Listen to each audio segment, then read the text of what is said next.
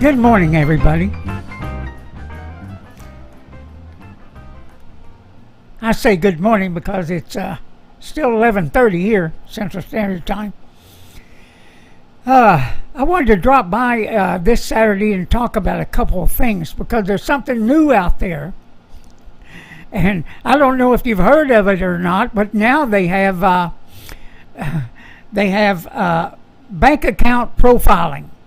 Now, if you haven't heard about this, the administration out there is talking about requiring banks, all banks, to report any money that you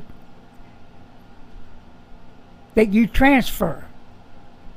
In other words, if you donate to your church or if you donate to some organization and it's more than $600, they want to know that transaction, and they want to know who you sent it to and who you're receiving money from.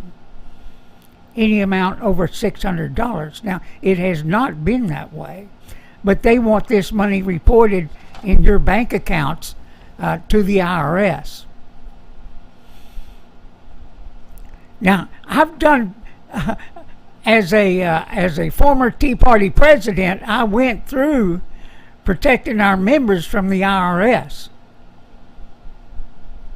And yes, this is just another way for them to hold you accountable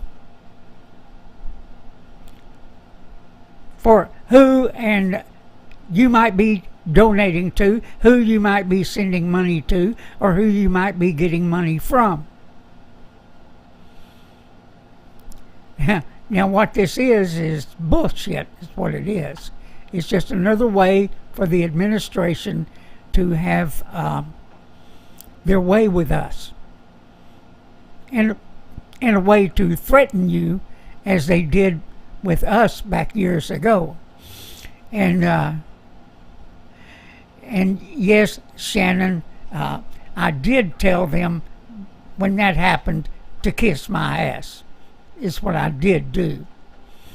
And so, but be on the lookout for it. This is something we've got to fight through our politicians. As bad as some of them are, we've got to contact them and tell them this is a no-go. This is a no-go. Now, the other thing I wanted to talk about this morning, we have something new on Facebook that we just created. And if you've heard about Lieutenant Colonel Stuart Scheller, who asked that his military leaders, he's a Marine Corps Lieutenant Colonel, asked that the military leaders show some accountability. Now, he did this on Facebook before the whole world, asking for accountability from his leaders. Now, they're coming after him like we knew they would. Going to send him for a psych evaluation. Going to strip him of his rank, his command, and throw him out of the Marine Corps. And yes, they may even take him to trial, is what they're talking about. Court-martial. Now, let me say this, everybody. When you join the military, that does not mean you give up your constitutional rights. You do not. You do not. You're still an American citizen, and I do believe it is this Lieutenant Colonel's right to seek redress and demand accountability from his leadership and, yes, our politicians. So what we've done now, we've created the Veterans Accountability Project on Facebook. I just launched it this morning. And yes, it's for veterans and patriots that want to hold our our leaders accountable, that want to get behind Lieutenant Colonel Scheller.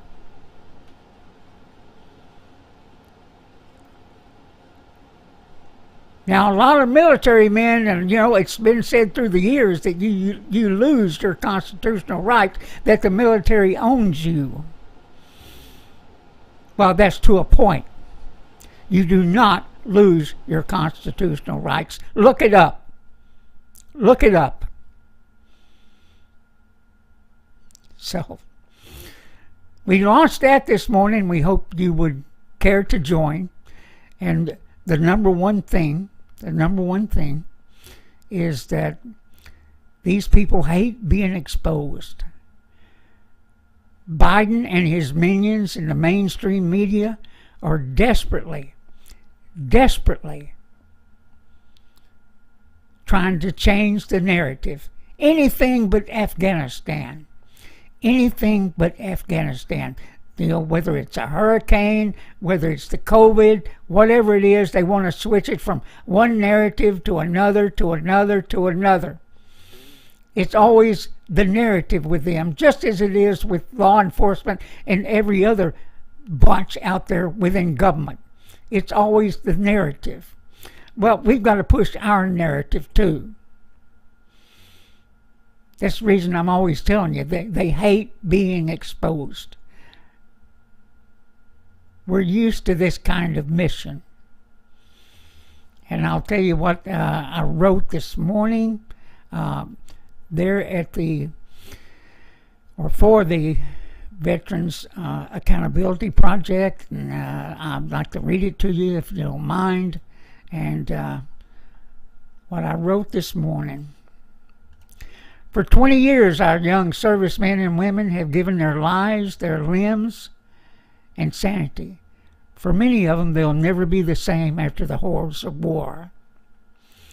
As a veteran, I'm ashamed of the way the war was executed, and by the way we ended our 20-year stay in Afghanistan. We should never go to war unless the mission is to overwhelm, win, and get out. Nation building should never be our military's mission. They need to pick another group to do that. It's been 5 days now since we left Afghanistan, where we abandoned American citizens and Afghan SIVs that helped us during that 20-year stay.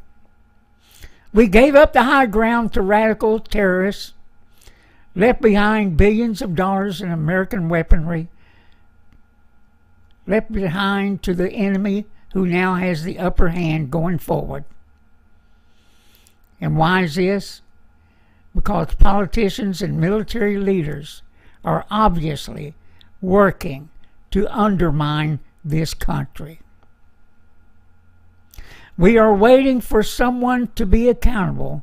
It's day 5. That's what I'm talking about, everybody.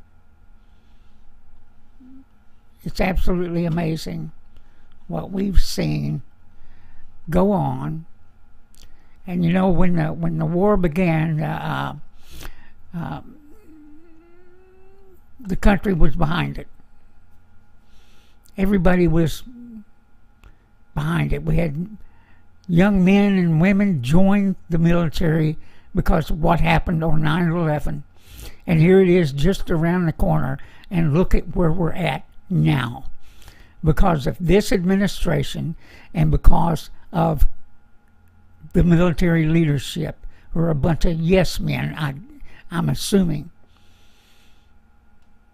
Because no one is speaking up. The only one that has spoke up that I've heard of is this Lieutenant Colonel in the Marine Corps, Stuart Schiller. Remember that name. We've got to get behind him. We've got to give him a voice. And this is what this page is going to be all about. Holding our leadership accountable. They can't get away with changing the narrative. They can't get away with what they've done. They can't get away with the damage they've done to this country, and they can't get away from the terrorism that is about to come.